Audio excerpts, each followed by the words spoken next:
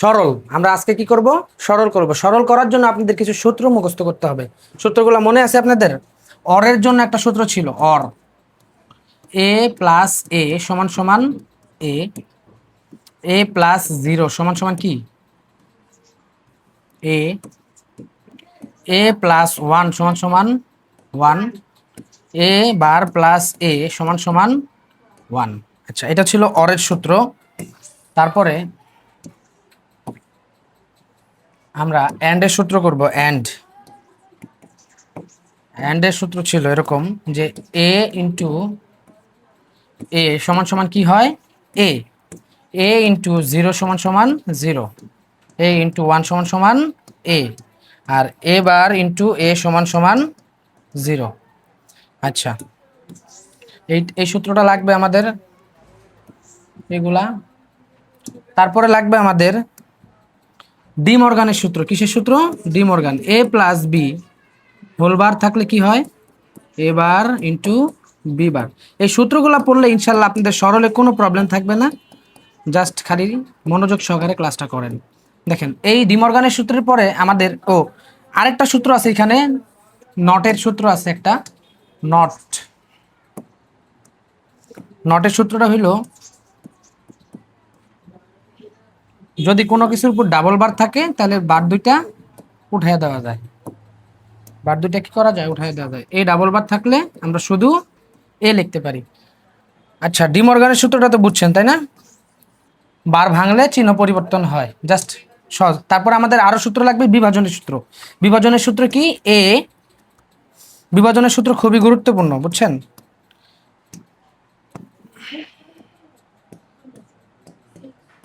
আচ্ছা, এ into B plus C যদি থাকে তাহলে আমাদের করতে হবে এ প্লাস বি আর হলো এ প্লাস সি। দেখতেছেন? এই কথা বলেন না, দেখেন। তারপরে দেখেন, এ প্লাস বিসি থাকলে কি হবে? এ প্লাস বি, সরি, এ ইন্টু বি প্লাস এ ইন্টু সি। বুঝছেন? এই সূত্রগুলো আমরা যদি পারি তাহলে ইনশাল্লাহ সরল আমাদের কাছে খুবই সহজ লাগবে। ঠিক আছে? আচ্ছা, সরল করার আগে আপনাদের আমি কিছু বেসিক জিনিস দেখাবো। হ্যাঁ, দেখেন, এগুলো আমি আপনাদের আগেও দেখাইছি, আবার দেখাইতেছি। সরল কিন্তু খুবই গুরুত্বপূর্ণ। খতে আসে, গতেও আসে সরল, বুঝতে পারছেন? তাহলে দেখেন, এই অ্যান্ডের সূত্রটা আমরা একটু এক্সপ্লেন করি। দেখেন, অ্যান্ডের সূত্রের ক্ষেত্রে দেখেন, এখানে এ ইন্টু এ আছে না, সমান সমান কি হয়? এ হয়। তাহলে আমরা যদি বি ইন্টু বি লিখি তাহলে কি হবে বলেন তো? বি। যদি বি বার ইন্টু এ বার ইন্টু এ বার থাকে তাহলে কি হবে? এ বার। বুঝতে পারছেন? চলক ভিন্ন হইলেও সূত্র আমরা প্রয়োগ করতে পারবো। তারপরে আমরা সরলের পরের সূত্র মানে অ্যান্ডের পরের সূত্র কি? এ ইন্টু 0 আছে সমান সমান কি হয়? 0। এখন চলক যদি ভিন্ন হয়ে যায়, বি ইন্টু 0 থাকে তাহলে কি হবে? 0 হবে। এ বার ইন্টু 0 থাকলে তাহলে কি হবে? 0ই হবে। বুঝতে পারছেন? হ্যাঁ, ঠিক আছে। আচ্ছা, এটাও আমরা বুঝতে পারলাম। তারপরে দেখেন, আমরা যদি এখানে 3 নম্বর সূত্র হলো এ ইন্টু 1 সমান সমান কি আছে? এ আছে, তাই না? যদি বি ইন্টু 1 সমান থাকে তাহলে কি হবে? তারপরে বি হবে। তারপরে যদি আমরা এ বার ইন্টু 1 থাকে তাহলেও কি হবে? এবার হবে। বুঝছেন? চলক পরিবর্তন হলে আমাদের মান পরিবর্তন হবে না। বুঝতে পারছেন? আচ্ছা, এটা বুঝলাম। তারপরে বারের ক্ষেত্রে দেখেন, এখানে কি আছে? এ বার ইন্টু এ আছে, তাই না? সমান সমান কি লিখতে পারি আমরা? 0। তো যদি বি বার ইন্টু বি থাকে তাহলেও কি হবে? 0 হবে। হ্যাঁ, বি বার ইন্টু বি থাকলেও কি হবে? 0 হবে। এরকম যে কোনো চলক থাকতে পারে। পি বার ইন্টু পি থাকলেও কি হবে? 0 হবে। বুঝছেন? বুঝতে পারছেন? আচ্ছা, তাহলে আমরা অ্যান্ডেরটাও বুঝতে পারলাম। এই জিনিসগুলো আয়ত্ত করতে পারলে ইনশাল্লাহ সরল সোজা লাগবে। তারপর দেখেন, অরের ক্ষেত্রে সেম প্রসেস। যদি এ প্লাস এ থাকে তাহলে কি হয়? এ হয়। তাহলে বি প্লাস বি হইলেও কি হবে? বি হবে। B bar plus B bar থাকলেও কি হবে? বি বার হবে। বুঝতে পারছেন? এখন যদি এরকম না থেকে আরো বড় ফাংশনও থাকে, ধরেন একই রকম দেখতে এরকম আছে A B plus A B, তাহলে আমরা কি করতে পারি? দুইটা একই রকম আছে তাহলে আমরা কি লিখতে পারি? শুধু এ বি। হ্যাঁ, ক্লিয়ার? বুঝছেন? সেম ভাবে এইগুলার ক্ষেত্রেও সেম প্রসেস অ্যান্ডের মতন। তারপরে আমি শর্টকাট একটু দেখাই দিই। দেখেন, যদি যদি A plus A plus zero is equal to A হয়, তাহলে আমরা B plus zero is equal to কী হবে, বি হবে। আচ্ছা এরকম যদি না থাকা, এরকম এক চলক না থেকে যদি A B C plus zero থাকে, তারপরে কি হবে এ বি সি। এক কথায় যদি কোনো কিছুর সাথে জিরো যোগ আকারে থাকে তাহলে মানের কোনো পরিবর্তন হবে না, বুঝতে পারছেন? আচ্ছা তারপরে দেখেন এ প্লাস ওয়ান সমান সমান, এটা খুবই গুরুত্বপূর্ণ, এটা একটু বুঝে নেন। এ প্লাস ওয়ান সমান সমান কী হয়, এ হয়। তাহলে কি হবে যদি বি প্লাস ওয়ান সমান সমান আমরা লিখি, বি প্লাস ওয়ান সমান সমান কী হবে, সরি এখানে এ হবে না তো, এ প্লাস ওয়ান সমান সমান কী হবে, ওয়ান হবে।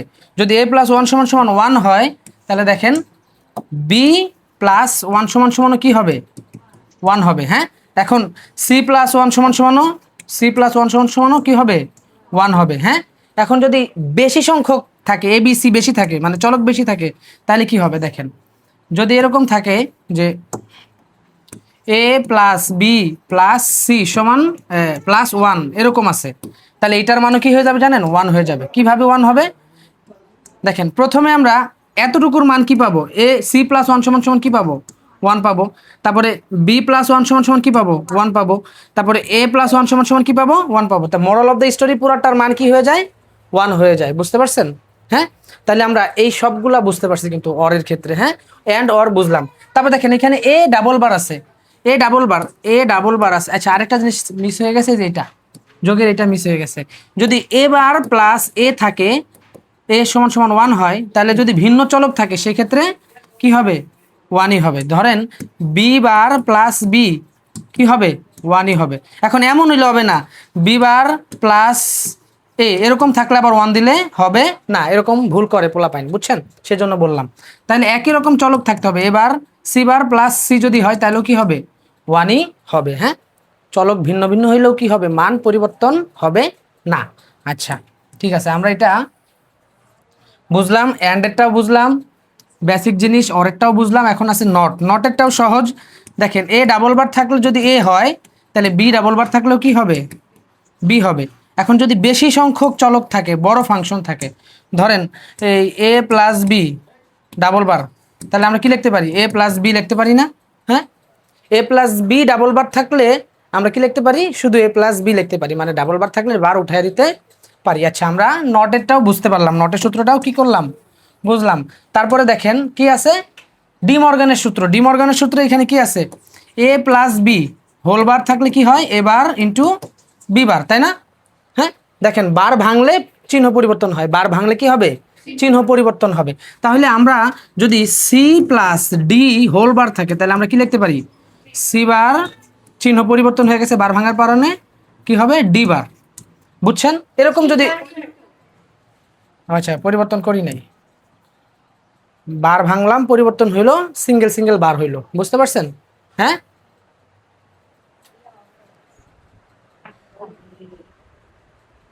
না হইতেছে।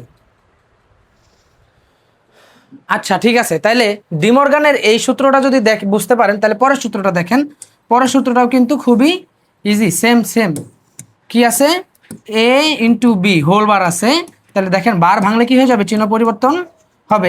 একটা কথা মনে রাখলে হয়, বার ভাঙলে চিহ্ন পরিবর্তন, বার যদি হোল বার থাকে ভেঙা দিলে কি হয়ে যাবে, চিহ্ন পরিবর্তন। যদি যোগ থাকে গুণ হবে, গুণ থাকলে যোগ হয়ে যাবে। হ্যাঁ, বুঝতে পারছেন? আচ্ছা ঠিক আছে, তারপর একটু বিভাজনের সূত্রটা দেখি, চলেন। বিভাজনের সূত্রটা কি ছিল, এই যে এটা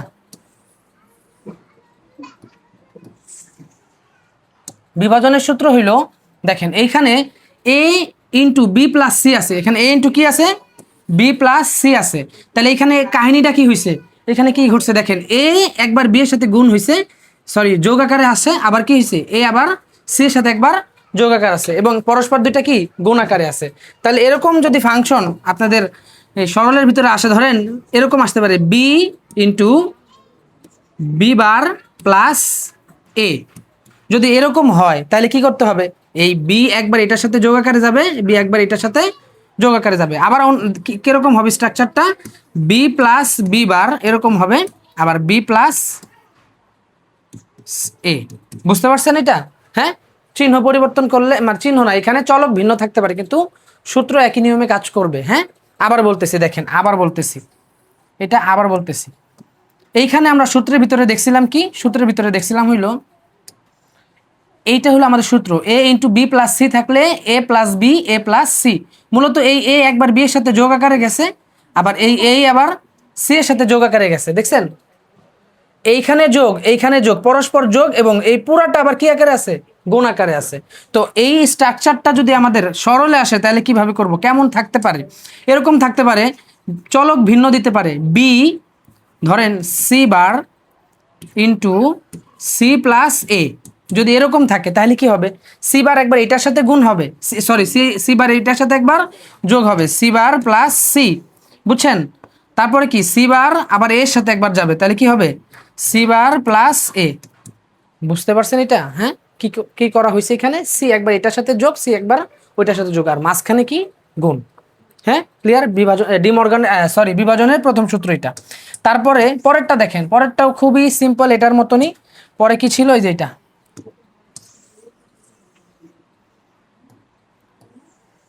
সরলটা নর্মালি বীজগণিতে যে আমরা করছিলাম 9-10-এর যে বীজগণিতগুলো করছিলাম ওইরকমই, জাস্ট খালি একটু একটু ব্যতিক্রম আছে, ঠিক আছে? আচ্ছা, এইখানে দেখেন কি করা হয়েছে, এই এ একবার এটার সাথে যোগ আকারে গুণ আকারে গেছে, এই এ একবার সি এর সাথে গুণ আকারে গেছে। আবার ভালো করে দেখেন, এই এটা একবার আমরা কি করছি, বি এর সাথে গুণ আকারে লিখছি, এ বি, এই মাঝখানে প্লাস দিছি, এই এ আবার সি এর সাথে একবার গুণ আকারে গেছে এসি। এখন এটা কেমন আসতে পারে, কেমন আসতে পারে এটা, ধরেন চিহ্ন মানে চলক পরিবর্তন করে দিল আপনাকে, চলক পরিবর্তন করলে এরকম দিল, ধরেন পি প্লাস কিউ কিউপি, তাহলে কি হবে এটা, পি একবার কিউ এর সাথে যাবে, পি কিউ, প্লাস পি একবার পি এর সাথে যাবে, পি পি পি।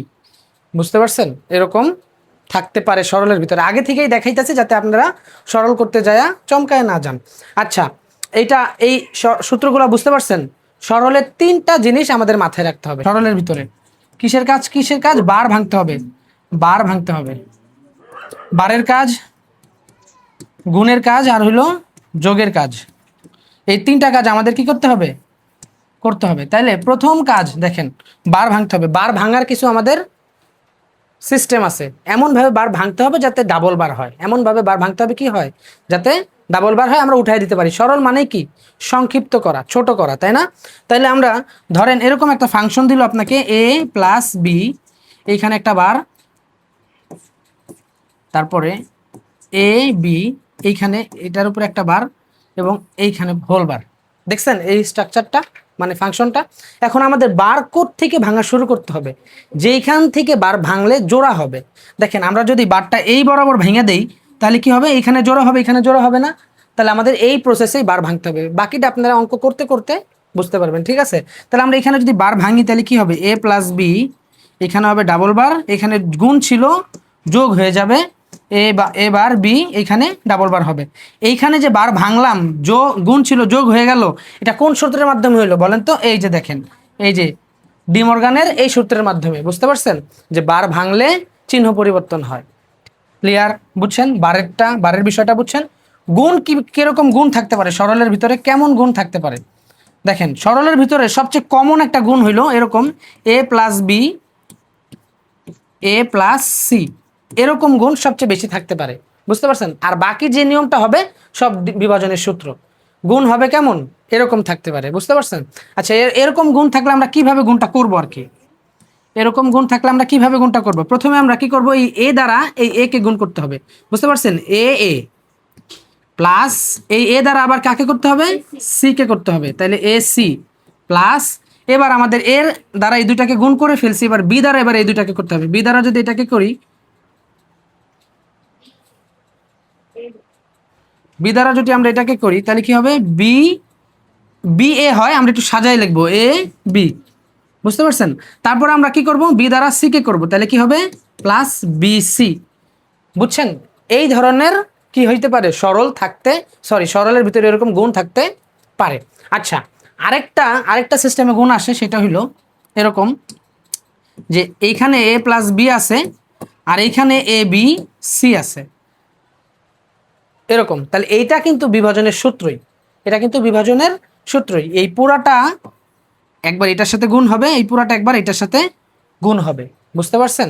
হ্যাঁ, তাহলে এই পুরোটা যদি এটার সাথে গুণ করে দিই তাহলে কি হবে, এ এ বি সি প্লাস এই পুরোটা বি এর সাথে করলে এ বি বি সি। বুঝতে পারছেন? হ্যাঁ, সরলের এই কয়েকটা জিনিস যদি মনে রাখেন, এগুলো যদি মাথায় ঢুকে, তাহলে ইনশাল্লাহ সরল আপনাকে কেউ আটকাইতে পারবে না। ঠিক আছে? আচ্ছা, তাহলে আমরা একটা প্র্যাকটিস করি সরল, ঠিক আছে?